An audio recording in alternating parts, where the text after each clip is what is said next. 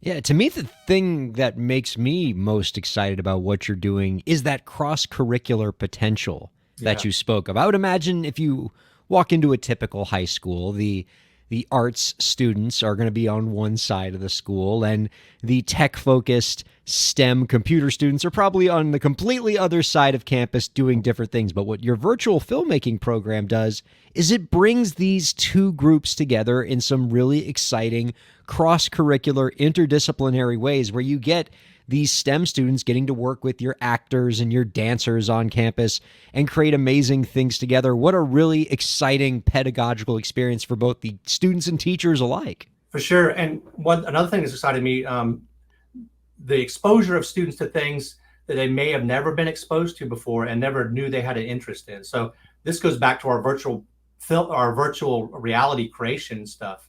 We had, we've been doing VR development for a few years, but we also did things with the art department where we had like, some of our students that were in art in VR building 3D models. So they were 3D modeling things, actually sculpting in VR and printing these things out.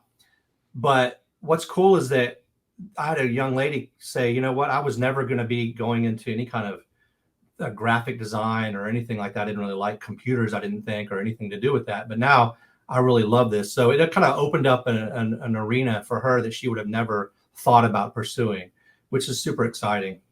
Well, and that's why we're all in this business, right? To create those kind of moments Yeah. for kids. There's been a lot of talk lately, Chad, about AI and the ways that AI is interacting with various facets of education. I would imagine that AI is having a pretty significant role in the filmmaking process and has probably found its way into your virtual filmmaking program to some extent. Yeah? For sure. In fact, we're talking 1 month ago. So I'll tell you about the workflow that we did with taking um, a scan of a human and putting that 3D model into um, Unreal Engine.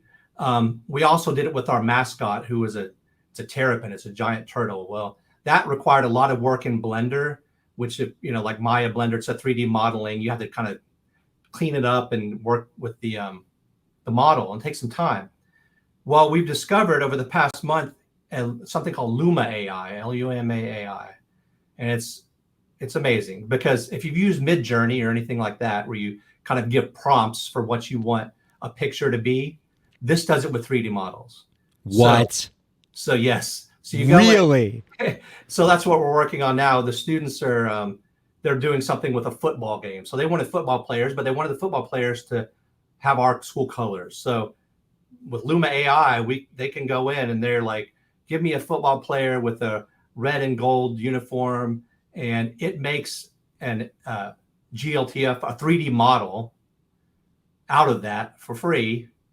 And then you can take that and you put that into another AI utility called Converse AI, and that changes that format to called an FBX file. It just makes it into a different usable model, and it rigs it. Well, sort of rigs it, but anyway, you get that model. So that's the second step. So AI to AI. Then if you use Adobe Mixamo, so Adobe have a product called Mixamo, Mixamo, which is really cool too, because then we can take that FBX file, we upload it into Mixamo, and that's where it actually the rigging takes place. So rigging a character is a tedious process of putting, all the joints in and all the everything else. This automatically does that. So now we've got a rigged animatable character that we can throw out in Unreal Engine in 5 minutes versus spending time in Blender or, in the imagine, just up to your imagination, any kind of character you can get. You just prompt it. So it's amazing.